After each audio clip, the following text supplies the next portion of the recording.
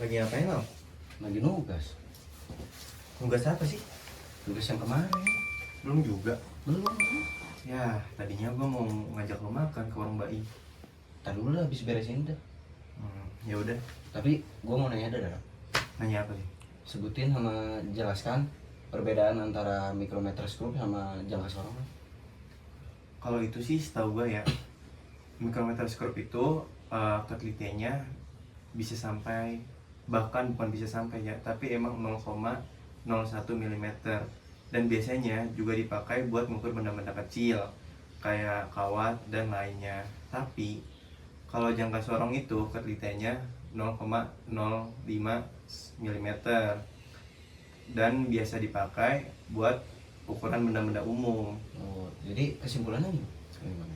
Nah, buat kesimpulannya, kalau misalkan mikrometroskop itu biasanya dipakai buat benda-benda yang super kecil. Tapi kalau jangka sorong itu buat benda-benda yang ukurannya umum dan dia juga lebih fleksibel. Oh, terus ada lagi nanya lagi nih. Apa sih yang dimaksud zero error negatif pada jangka sorong? Sama sebutin contohnya. Kalau misalkan zero error negatif itu biasanya udah ada kesalahan pas pengukuran. Nah, itu terjadi karena rahangnya ditutup dan angka 0 di skala non minusnya ada di sebelah kiri dari skala utama. Nah, buat contohnya tuh ketika angka 0 di skala non minusnya ada di sebelah kiri dari skala utama, maka hasil pengukurannya itu negatif, maka harus ditambah angkanya biar lebih tepat. Oh, terus sebutkan sama jelasin juga bagian-bagian yang terdapat pada jangka sorong.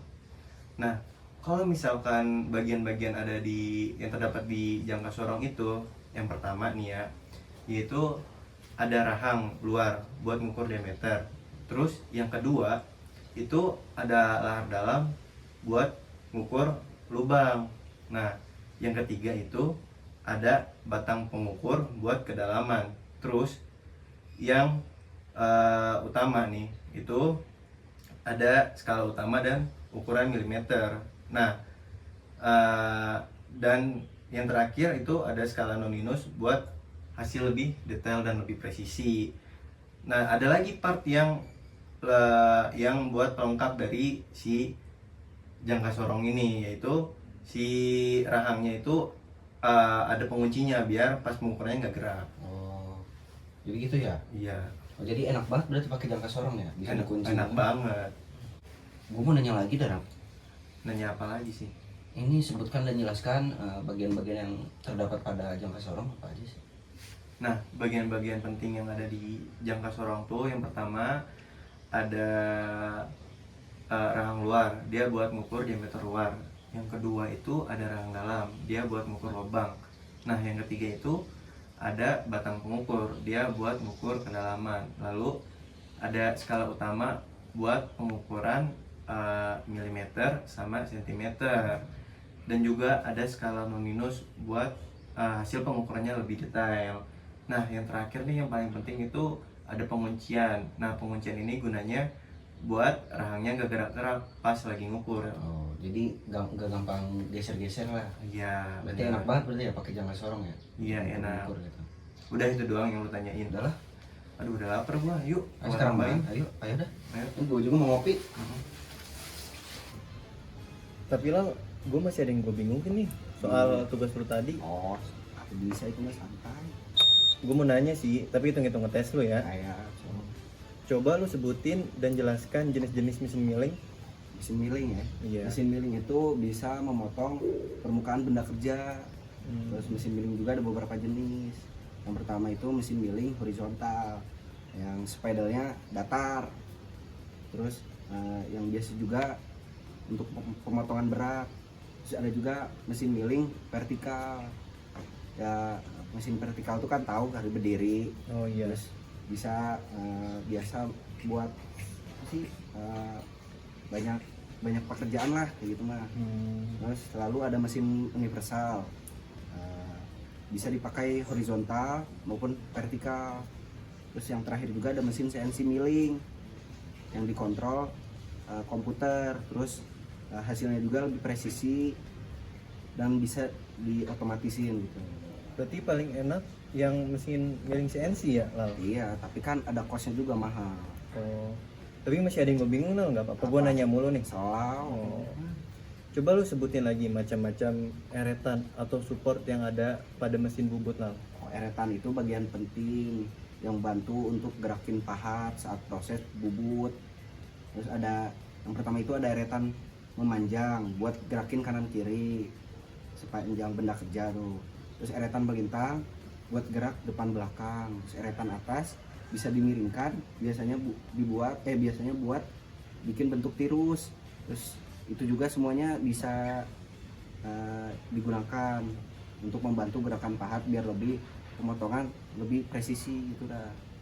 Oh, Ya. jadi gitu, Lal. Iya. Ya udah, udah lapar gua, Lal. Ayo gue mau ngopi juga sekalian kan. Ya udah, kita berangkat ya. Sip, gas. Pakai helm yang bener. Kalem sama gue. Nah, yuk.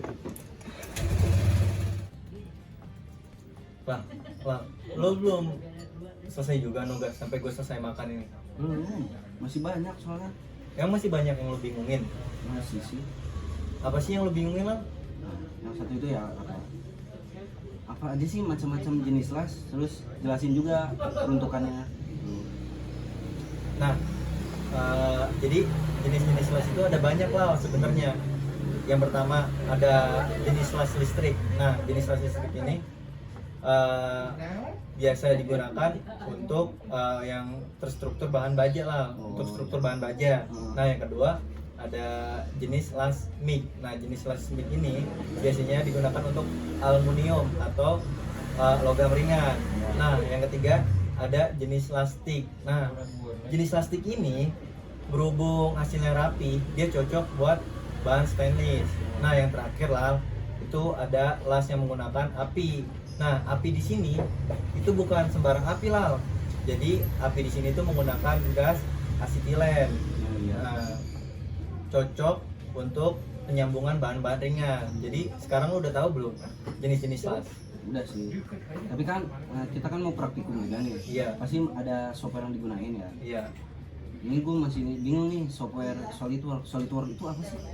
Nah, jadi software SolidWorks ini adalah software untuk desain teknik 3 dimensi lah.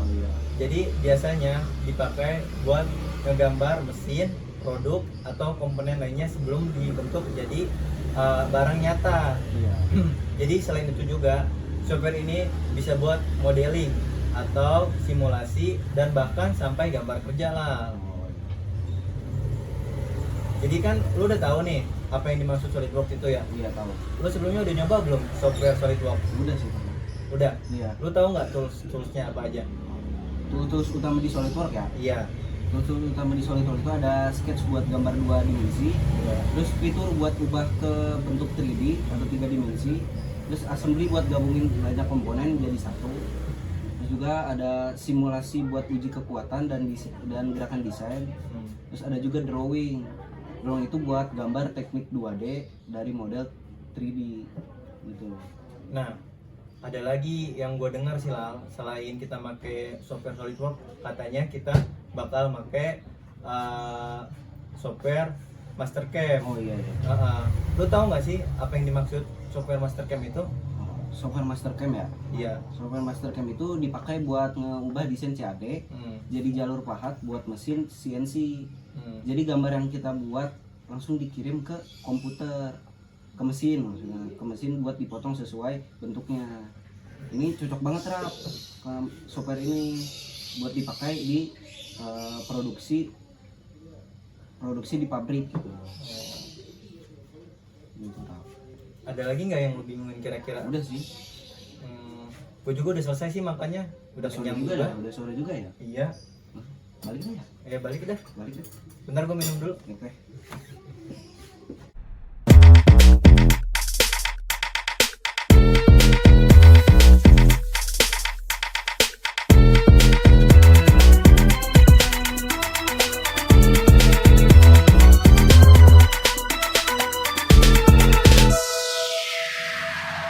Malakas